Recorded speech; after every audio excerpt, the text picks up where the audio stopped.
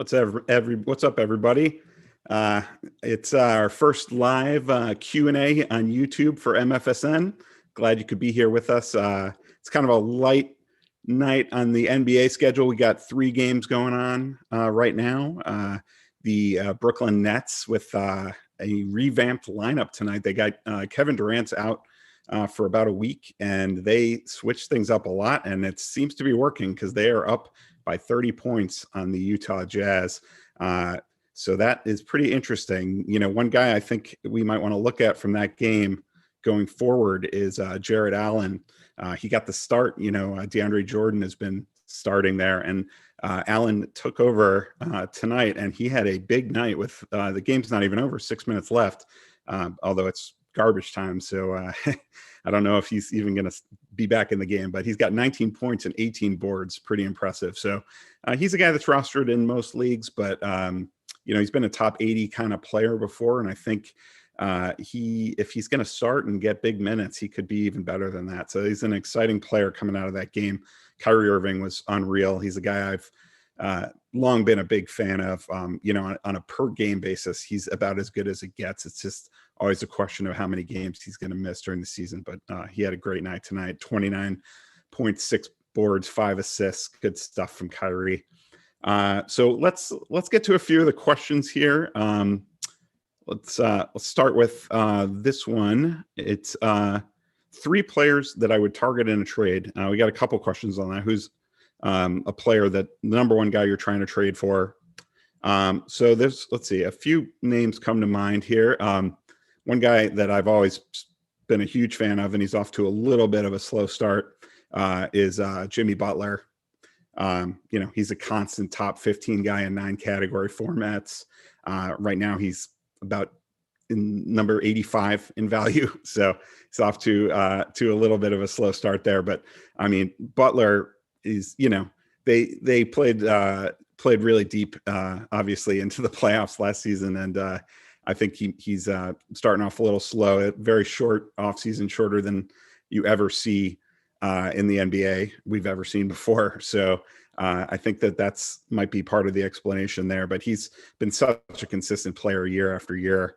So he's a guy, if you can, you know, obviously you're not going to get him cheap, but if you can get any sort of a discount on Jimmy Butler, that's one I would be all about.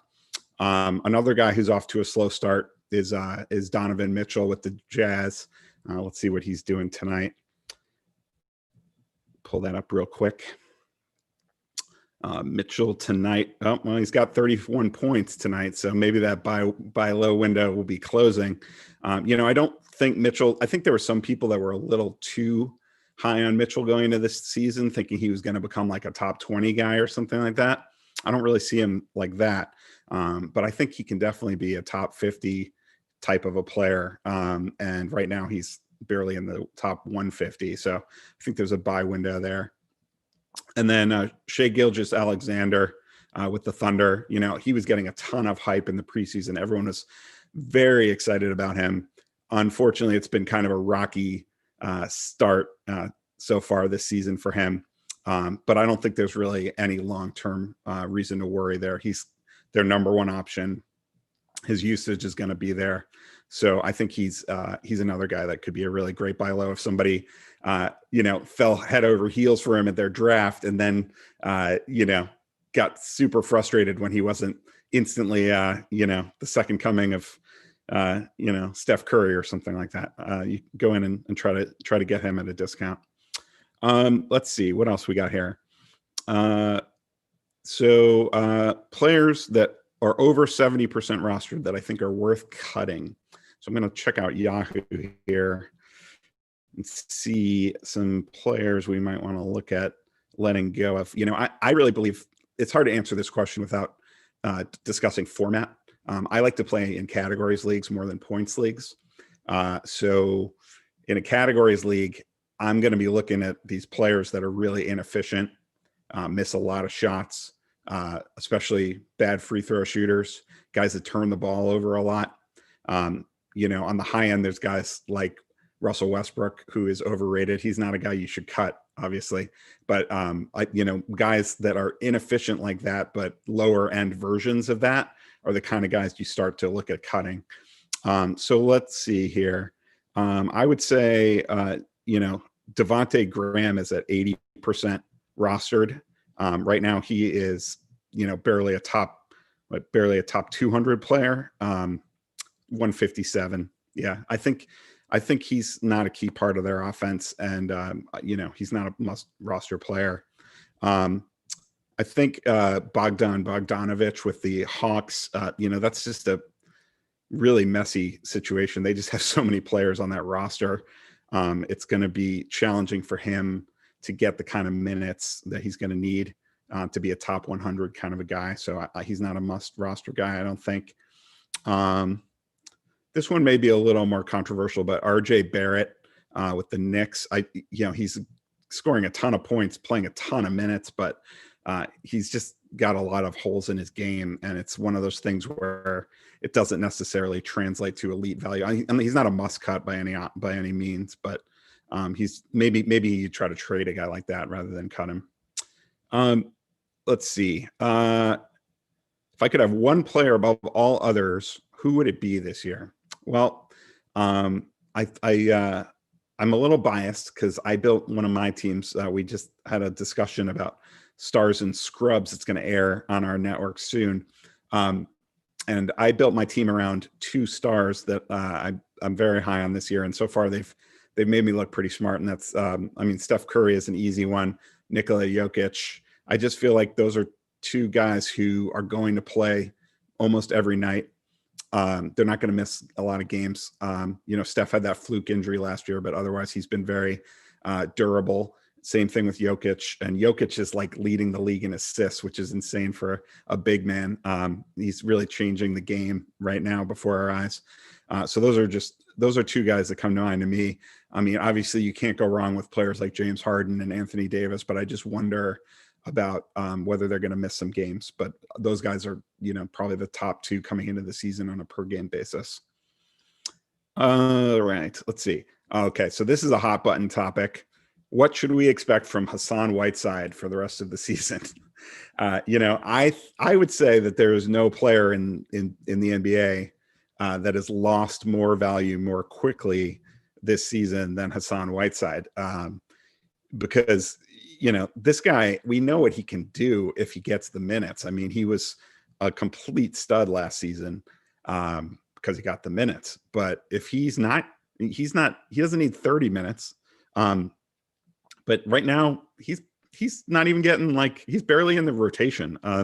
He hasn't played more than 18 minutes in a game yet this season. He's been under 13 minutes lately. He had one game where he played 3 minutes, and that's obviously not going to get it done. So, I think it kind of depends on your format, what you do with a guy like Whiteside. I mean, obviously you're not going to be able to trade him right now.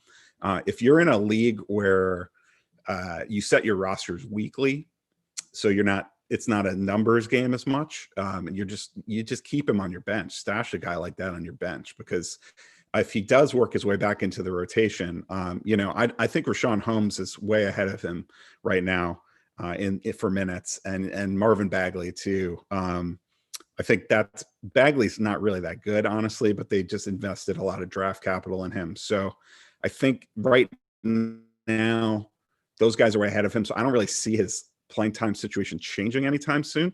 And so for that reason, I think if you're in a league where you are using all of your bench players and making daily lineups, I honestly would be all right dropping him. But I think if it's a weekly lineup, you can keep him on your bench just as this high upside stash in case, Holmes or Bagley get hurt, or they just change their mind about how they want to use him and he starts getting more minutes. He could be great, but I'm not super optimistic at the moment. All right, let's see here. What else we got?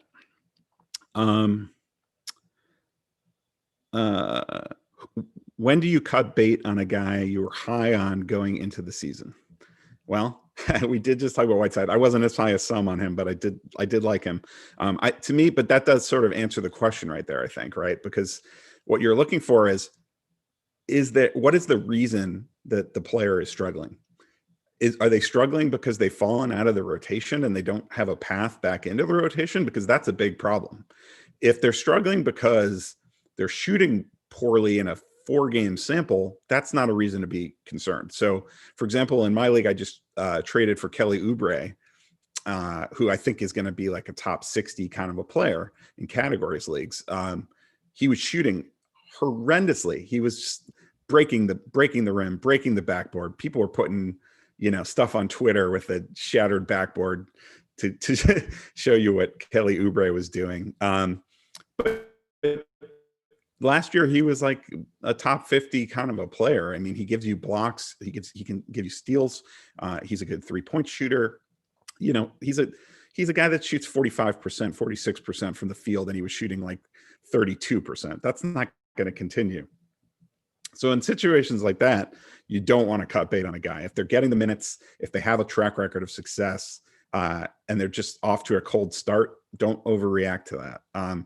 If it's something that seems more permanent, like, again, minutes, usage, role, that, or if they're a player who, doesn't have a long track record of success, that was getting hyped up because of their talent and passing the eye test, but hasn't actually ever produced statistically in fantasy, those guys you should be willing to cut bait on. So it's just, you have to, it's not about a set amount of time. It's about the reason why the guy is underperforming and you're looking to cut bait in the first place.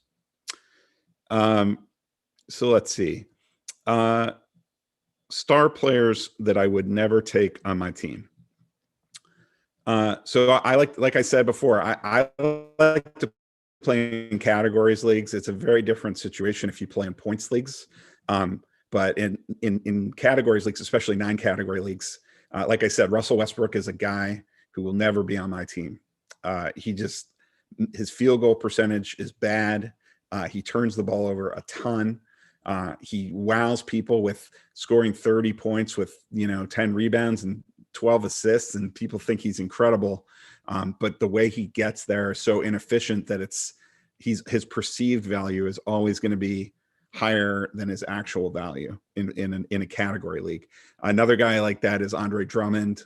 I'm a Cavs fan, so it pains me a little to say that, but I mean, he's just such an atrociously bad free throw shooter. Even when he gets like 23 rebounds, his value is still not going to be quite as high in a category league as you might think. Now, in a points league, the most points leagues, the shooting percentages are not counted. So if that's the case, Andre Drummond, I've seen formats where he's like a first-round player, so you have to look at your league type. For me, on a categories league, especially a 9-category guy, I think turnovers should count because they count in real life. It can cost you a game. They should count in fantasy. So for me, these really inefficient players that shoot for a bad field goal percentage, bad free throw percentage, turn the ball over a lot, those are the players that I tend not to have on my team because other people value them more highly than I will. All right, let's see here. Let's see. We did the buy low, sell high guys. Let's see who's been performing really highly so far. I mean, CJ McCollum comes to mind with the Blazers. He's been playing out of his mind right now. I guess he's like a top 5 player so far. But this is a guy who's almost 30 years old. Nothing has really changed. He's on the same team he's always been on. He's always gotten big minutes. He got, he played 36 minutes a game last season, 36 and a half, and was the 55th ranked player in 9-category leagues. This year he's playing 35.8 minutes. He's the 4th ranked player. So that's a situation that is not sustainable. We've seen what this guy is. He's a top 50 kind of a guy. He's not a top 10 type of guy. He's not a top 20 type of guy. I don't think he's even a top 40 type of a guy. So if somebody is infatuated with those early stats, I mean, we're talking about 6 games, So this is a guy with an established track record. If you can get more than you paid for on draft day for him, I think that's a smart thing to do. Let's see. Worst draft mistake I ever made in basketball. Um, so with the draft, I typically do salary cap drafts. I think with that, you have to be a little careful with your money. Obviously, I still like to spend most of my money right at the beginning on a couple elite players, and so if I have like a $200 budget, I'm willing to spend $80 on two different guys to get like two of the 5 or 6 best players in the NBA. But then what will often happen then is you have a very slim margin for error with the rest of your money. So I think one thing that's happened to me a couple times in those drafts is that I've gotten into a bidding war with somebody for like a player that's in that like $10 to $20 range, and I've just gone a little further than I should have on that player. And then later I've seen a guy that I like even more go for less. And it's in that situation that kind of stings, because it's like, you want to get that third and fourth kind of guy on your roster that are going to be rock solid star players. You got to choose wisely there. So, when I get a good bargain on those guys, I feel really great about it. But when I overbid a little bit there, that's a mistake. And then, oftentimes then you have no money at the end of the draft. So if you try to sneak a player by people at the end for $1 and somebody else steals them from you because they take it up to $2 and you can't do it, that's a killer. So, it's all something you get a feel for with these drafts. And then one other thing I would say is drafting studs who are going to miss games. That killed me. I got so frustrated a couple of years ago with that. I couldn't stand it because I just drafted players that weren't playing. And so I think you need to significantly adjust your draft rankings based on concern about players sitting out games for rest, back-to-backs, injury history, or teams tanking, all those sort of things. You need to just keep that in mind, I think. Do I think Terence Ross is for real? I think Terence Ross is what Terence Ross is. I mean, I don't think he's suddenly a different player than he's always been. Let me pull up his player page here. I mean, he's a great 3-point shooter. But like what he's doing right now is far beyond what he's done in the past. I have to look at the specific numbers here. Yeah, I mean, right now he's the 46th ranked player. And before that, in 9 category formats. Again, before that, his highest ranking per game he's ever had was 91st. So that's like twice as high as he's ever been before. And that's the high water mark. He's usually one of those like fringe top 100 kind of right in that area type of guys. Now his minutes have gone up a little bit so far this year. Right now he's playing 29 minutes a night. Last year was more like 27. So I do think it's reasonable to adjust your expectations for him up a little bit based on that. So maybe he can be like a top 70, top 80 kind of a guy by the end of the season. And that's factoring in that he got off to this really hot start. But he's not going to score 20 points a night. It's just not going to happen. I mean, he's shooting 48% from the field right now. And he's never shot higher than 44% in his career. So it's just, especially with the shooting percentages in small sample sizes, things can, some guys get hot, guys get cold. It happens all the time. But if it happens at the very beginning of the season, then you notice it more, and it totally changes your outlook on these players. But yeah, I mean, maybe he'll be top 80, but he's not going to be a superstar by any means.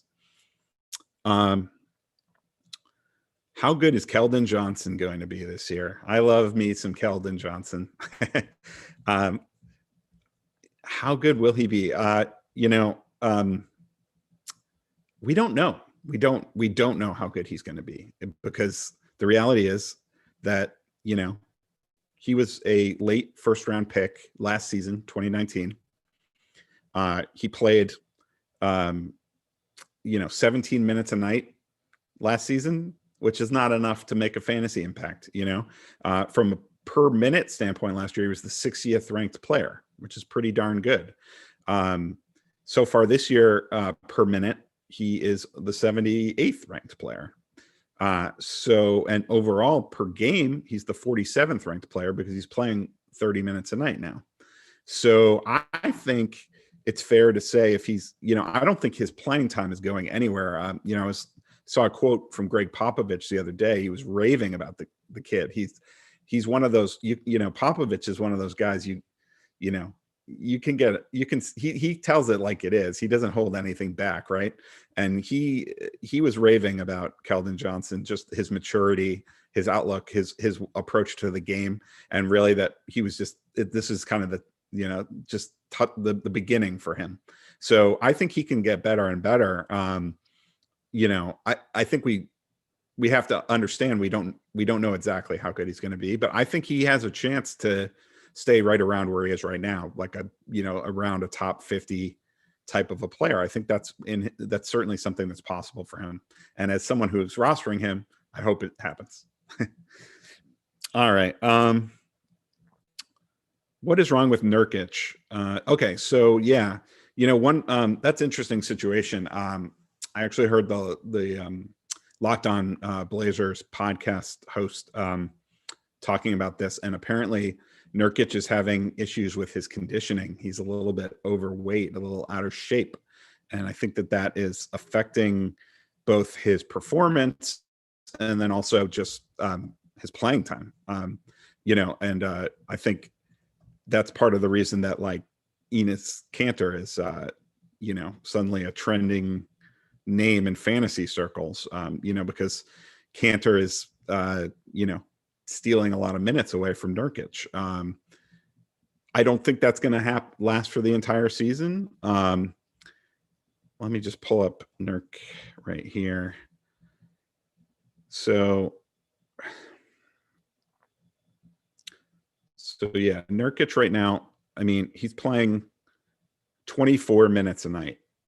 Last year he played 32, but of course that was only in 9 games. Then, so,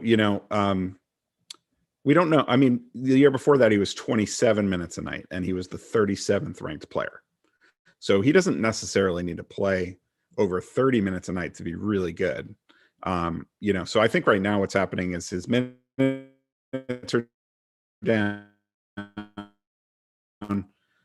His performance is down. He's shooting 43% from the free throw line. So that's always going to kill your fantasy value real quick. But that's going to get better. I mean, that's just it's such a small sample size.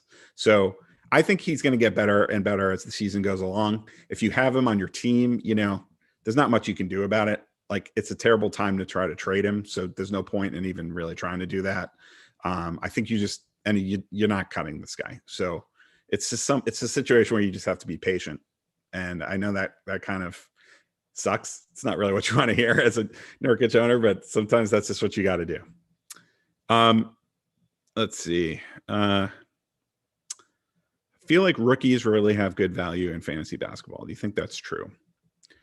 I think that's true in the sense of they tend to be overhyped because, everybody wants the shiny brand new object all the time. Right. So a lot of the time these rookies, they got to work on their game. They're playing a whole new level of competition. So they're going to have some growing pains. And usually, the difference between a good pick and a bad pick in a fantasy draft is, are you drafting a guy at the top of their potential outcomes or at the bottom of or right in the middle? And I think with rookies, you're often seeing them get drafted more towards the top of their potential outcomes. People are envisioning them taking the league by storm. Now, again, if you went back and took LeBron James in his rookie season, you'd be pretty happy, So there are exceptions to every rule. Yeah, I mean, and then it's also, this year is weird because it was one of the weakest drafts that we've had. So this year,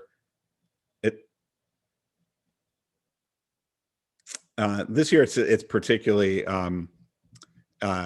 hard to assess. But But yeah, I would say that often they are somewhat overrated.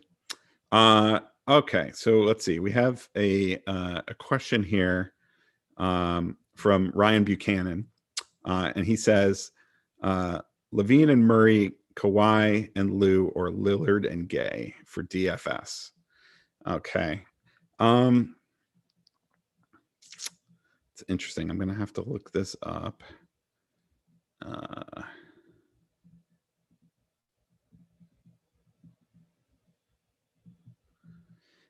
Let's see. These games are tipping off in 5 minutes. So, I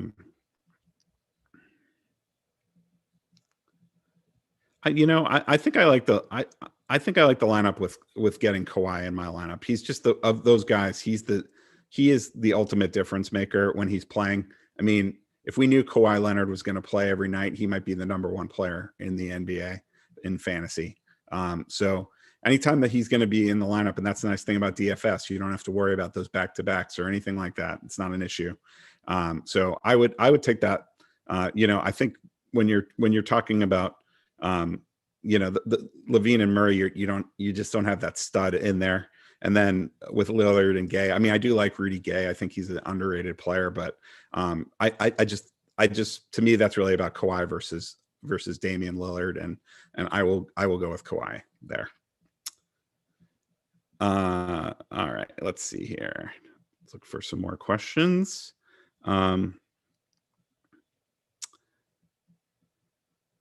Zion Williamson overrated? Yes, I think so. I mean, you watch the guy on the court and he does things that blow your mind. But fantasy wise, he's not a shot blocker. He's maybe not the most efficient shooter. So I'm prepared to, I'm prepared to be wrong about Zion down the line, but I think so far this season that my concerns about him have sort of only been validated. I think right now he's barely a top 200 player in 9 category formats, even though he's scoring 20 points a game. And he's shooting great field goal percentage. He's got 8 boards a night, all solid, but that free throw percentage is just a total killer, 60% from the line. Only 0.6 blocks, which for a big man is nothing. And then, 3 turnovers a game, which is a ton for a big man. So, he's sort of like he's a unicorn on the court, like with what he can do. But he doesn't shoot threes. So I just think there's gaps in his game. He's probably better in a points format. He's definitely better in a points format. So maybe he's not so overrated in that format, but in categories, I think he's quite overrated. Let's see. Batum for the Clippers, a good pickup. I think he's okay. He used to be, he's kind of in the twilight of his career at this point. He used to be one of my favorite kind of players to roster because never a huge scorer, but he was great in the defensive stats. So he used to provide like top 50, top 60 kind of value, and very few, at least in the leagues I played in, very few people valued him as much as I did. So he was the kind of guy I always wanted to have on my roster. But now he still chips in every category, give you some sneaky value, but he's only a major asset in free throw percentage, and that's kind of negated by his poor field goal percentage. So, and then the other thing is Marcus Morris has been out, and I think he's going to be back soon. So I think Batum is kind of a marginal add. I wouldn't have a problem adding him if he has a good schedule coming up for the following week or something, but I don't think he's going to be one of those guys you add and hold all season. All right. So we got another question here. What are your thoughts on Lamella Ball for 10-team fantasy? I think I think he's looking pretty good so far this season. Let's see. I'm going to pull it up real quick here. I think he's probably the best rookie for fantasy this season. he's right now he's the number 91 ranked player in 9 category formats, which in a 10-team league is pretty fringe, but I think he's just going to keep getting better, and he's going to start getting more minutes too. That team has no reason not to play Lamella more than 24. Like right now he's playing 24 minutes a night. I think that's going to go up. It already has gone up actually the last couple nights. He's been at 30. So I really think he's a must roster player, and even in a 10-team league right now. And I think his value is just trending in the right direction. So I think we'll see how high it can go. But in the last week, he's the number 41 ranked player. So again, these are small sample sizes, but the guy's got immense talent. So he's the kind of guy you want on your roster. And I think he could end up being a difference maker. And if you haven't already, make sure to subscribe to the page and click the bell for notifications. And you can also always hit me up on Twitter for questions there as well. All right. So let's see what else we got here. Who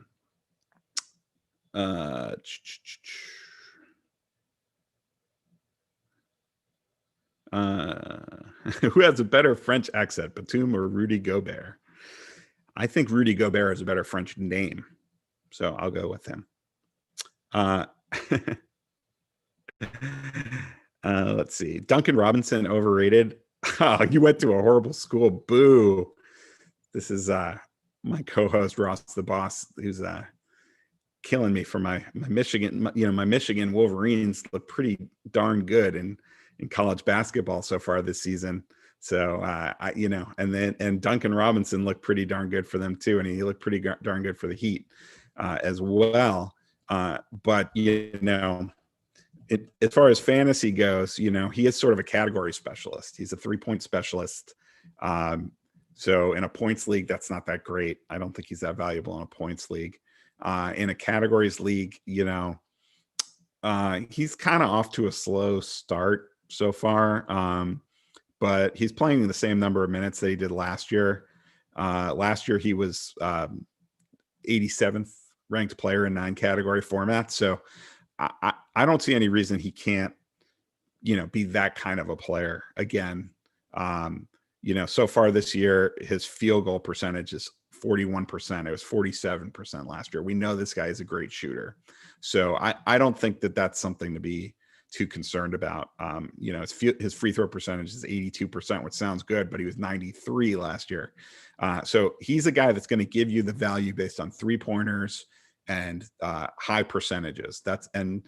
Not a lot of turnovers. So that's the recipe for success for Duncan Robinson. I think he's kind of a low upside option in a 9 category, 12-team league, like a fringe top 100 kind of a player. But I don't think that, I wouldn't call him overrated. I mean, he was a hero of the NBA playoffs. So I guess maybe in that sense, he's a little overrated, but I don't think the wheels are falling off for Duncan Robinson or anything like that. He's going to be a useful player to have on your roster.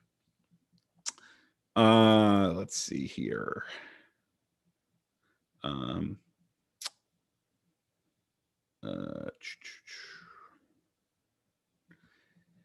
Do you see Justin Holiday's where do you see Justin Holiday's value at this point? He's been undervalued for the 3rd straight year. I know Dan, my co-host Dan Ratner, loves Justin Holiday. I have not really been as big a fan. I think he's got a lot of opportunity right now because TJ Warren is hurt. So I think we could see Holiday's playing time spike. Let's see if that's been happening so far. Yeah, I mean, it was an overtime game, but he played 45 minutes last night. That's insane. But before that, it was 28, 23, 25, 28. So, I think he can get, I think he'll be playing more minutes while Warren is out than he will when Warren's back. But that's, Warren's going to be out for a while. So, if you look at what Holiday has done, I mean, last year he was the 109th player in 9 category, and then 105 the year before, or 119 the year before. He's a very consistent player, so I think that's a plus. But, you know, 2 of those seasons he played over 31 minutes a night. So I don't know if the increase in minutes is going to be his key to unlocking more value. I mean, right now he's the 108th player. So I think, you know, I think Dan is more interested in category specialists than I am. So I think that's probably why he's a big Justin Holiday fan, because he's great in steals. He's a big impact player in that category. Doesn't turn the ball over too, which is helpful, but he's not really going to move the needle much anywhere else. So for me, he's just sort of a fringe roster player in a 12-team league, but I'm sure we can get into a debate on that on our show, and Dan can tell me why I'm wrong. Let's see. Greek Freak for Harden. I'll take Harden every time. Again, points league, maybe it's different. But as you know, the Greek Freak Giannis is just he's a rough free throw shooter. And I do think he's been better at the line this year. Let me check that out real quick, because that would be a huge difference maker if he can improve his free throw shooting. No, he hasn't been. He's shooting 62.5% from the line, taking 10 free throws a game. I mean, that's a total killer. You can't win that category if you have him on your team. You're going to lose it every single week. So that's just a total killer. He's only been the 51st ranked player this season, and it's really because of that. I mean, that and turnovers. I mean, he turns the ball over 3 times a game. Now, Harden turns the ball over too, and Harden also has concerns about playing. It is a tricky situation, because he doesn't want to be in Houston, and he's probably going to take nights off just because he feels like it, and there's not really anything anybody can do about it. So that's why I would have rather taken guys like Curry and Jokic, just because of that. But Harden has been the number 1 player on a per game basis in back-to-back seasons. And so far this year, he's the number 2 player. So any given night that guy shoots up, there's nobody else you'd rather have in your fantasy lineup. So I'm going to still pretty clearly take him over Giannis in just about every format. Let's see here. What else do we have? Miles Bridges. Yes, I did pick up Miles Bridges in this league that I'm in with Dan, and he was higher on him than I was, but I bid $6 and I got him. I'm still sort of deciding what I think of Miles Bridges. I do think that it is interesting when you can get blocks from players that you don't expect to get them from. Meaning not these big men that, because a lot of the blocks guys in the NBA are these one-dimensional big men that only play like 18, 20 minutes a night and don't really give you anything else other than blocks, and often are terrible free throw shooters as well. So if you get a guy like Bridges that can actually, hit some 3-pointers, shoot well from the line, it's interesting. Darius Basley is the guy that I prefer among those type of players, these small forward, power forward eligible guys that block a lot of shots and can do other things. I think Basley is the real deal, and he's the one I'm never going to let go of. Bridges still has to earn his way onto my roster long term, so I'm going to see how he does the rest of this week. And I'm sort of, the jury is still out on him for me. All right, let's see. Is TJ Warren worth hanging on to if you have an IR spot? I think so. Yeah. I mean, let's see. What's the latest on his timetable? I'm going to look that up really quickly here.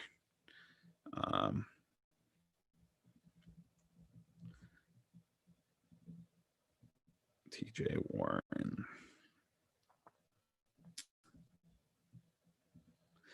I mean, the thing about IR spots is it's like, smoke them if you got them. And, so if you have an IR spot, a lot of leagues are pretty strict about how you use IR spots too. Like I know in Yahoo, You can't just stash a guy who's out for one game and put him in an IR spot. Like in football, you can do that, but not in basketball. So IR spots are really for guys with major injuries. That's what they're for. So let's see. So Warren, he's out indefinitely. The famous phrase that really means very little. I guess we really don't know how long he's going to be out. But this is a guy that I love to roster in fantasy leagues. I mean, he's another one of these underrated, sneaky, valuable players that can give you that kind of top 50, top 60 per game value when they're healthy. So I would absolutely just keep him stashed. I don't think there's any reason to let go of TJ Warren unless we find out he's done for the season or something like that. Okay. So let's see. Christian Durante's asks, time to drop Kyle Anderson. Let me see how he did tonight.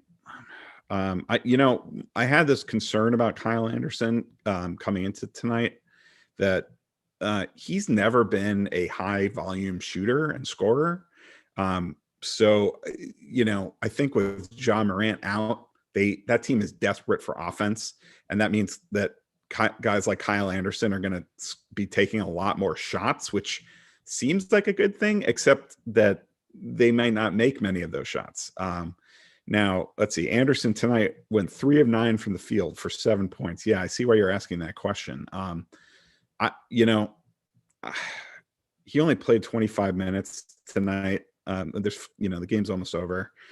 I would probably hold on to him a little bit longer just because that team is so starving for options. And Kyle Anderson has been a top 80 player in 9 category formats the last couple of years.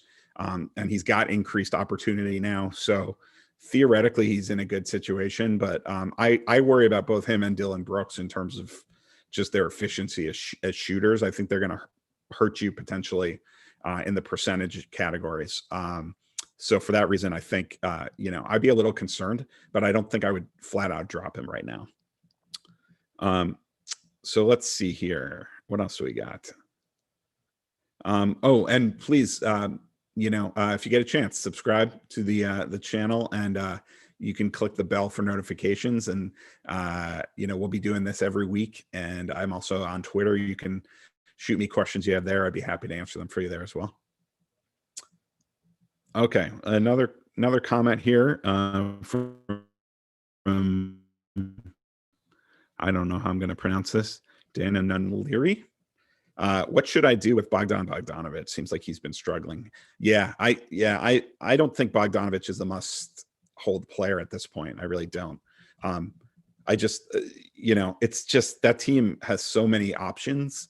Even when there's guys out with injury, Bogdanovic is not getting a ton of playing time. I mean, he just played 18 minutes last night, 23 the night before. Last year he was up near 29 minutes a night. So I think he's not going to get the playing time that he had in Sacramento, given how crowded the roster is in Atlanta. And I think for that reason, I just don't really see him as a must roster player at this point. All right, let's see here. Should I hang on to Norm Powell? I'm going to pull him up right here. I've never been a big Powell guy. Toronto's been a weird situation. They're just sort of struggling so far this season all around. I mean, Van Vliet is still amazing. Lowry's still solid. But let's see. And I love Boucher. But yeah, I mean, so Powell last year was a real breakout for him. His minutes went up to 28, and he was the 65th ranked player in 9 category leagues. But his minutes are back down this year. Let's see. He has 1 game this year where he's played over 24 minutes. So he's definitely not as key a part of the roster as he was last season, which is one of those ingredients for declining value. He's shooting a terrible percentage, and that's not going to continue. So he's going to get better, but I don't think he's necessarily a must roster. I wouldn't mind holding him for another week and seeing what happens.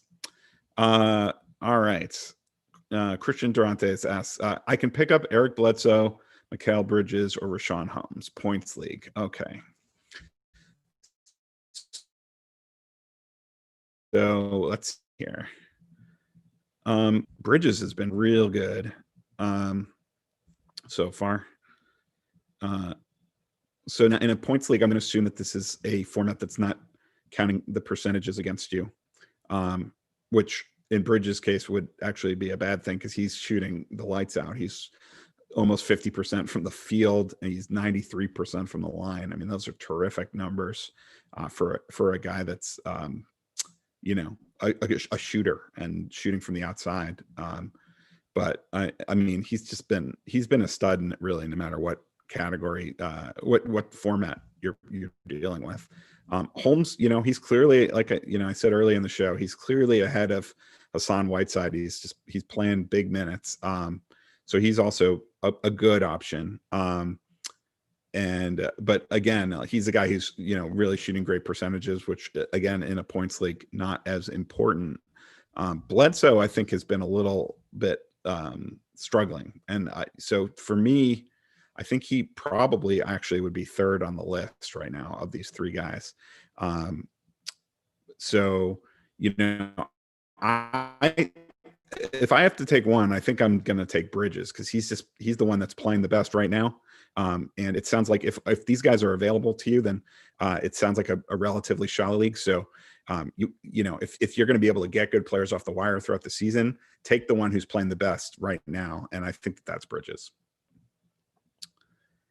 All right.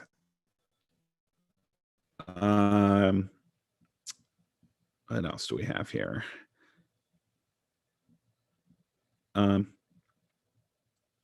going to scroll back up, find some more questions.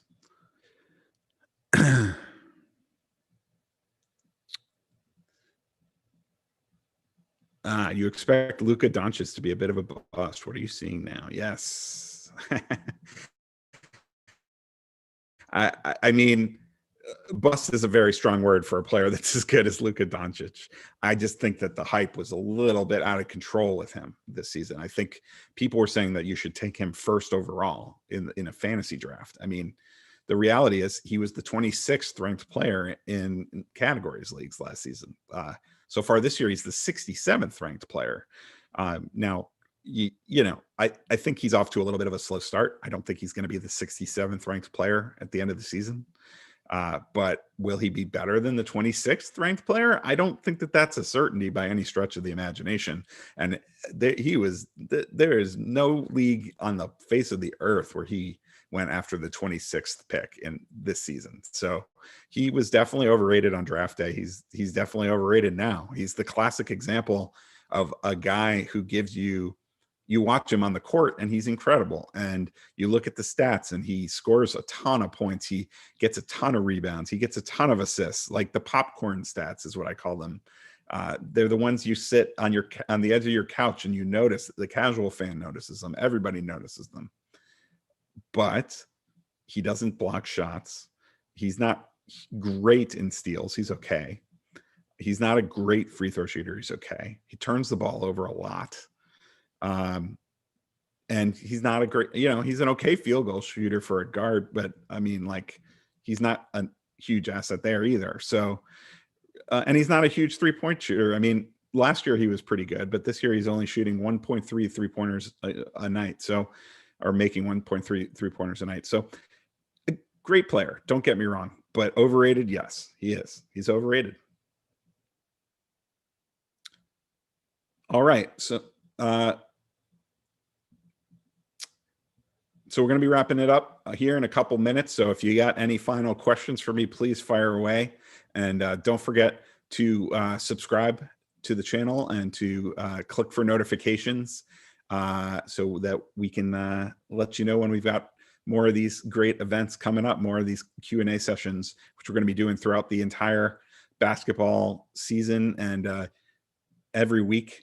And if you, play fantasy baseball and fantasy football, we're going to be doing them for those as well. So we're going to be keeping you up to date with all the information you need to win your leagues. all season long.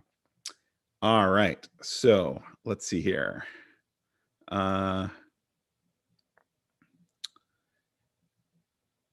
Is Kevin Love done? Should I just waive him? Again, you know, it just depends if you've got that IR spot. It really does, because I think Kevin Love is, you know, he's a shell of the player that he used to be. But he, you know, he's still a valuable player. So look on IR there. Hey, Christian, thank you so much for tuning in, and glad you got into fantasy basketball this year. I'll bet you're gonna get as addicted to it as I am, and you know, subscribe to the channel, and we can keep this going. I can help you out all season long. So how about winning a championship in your first year? That'd be pretty nice, huh? And make sure to follow me on Twitter too. And I'll always it says at Andrew _Seifter SEIFTER, and I'll always be happy to answer your basketball questions there as well. All right. Should Dan pick up Whiteside? Yes. Let's see. To my point about Doncic, do I tend to draft players who haven't shown the track record but have a lot of hype? No, I don't. I don't want to pay for potential. I want to pay for proven results. That's what I want to pay for. I think, like, you know, I'd love to have Doncic on my team. I would, but I wouldn't rather have him than, like I said, like guys like Paul George or Jimmy Butler, guys. Like it would be crazy for me to, like, you know, people thought I was crazy to say I'd rather have those guys than him at the beginning of the season. But I you know, and Butler, I said, is a buy low, so he hasn't been that great either. But I just think those guys have been top 20 guys year after year after year. You know what you're getting, you know? So some people, you know, it's a philosophical thing. Some people play fantasy basketball to have fun because they want to root for this guy and they want him on their team. They put him on his team. You have that power. I personally play to win. So I like to get the guys that I believe are going to be the top ranked players and do the most to help me win. And that's why I tend to not fall for the hype machine. Let's see.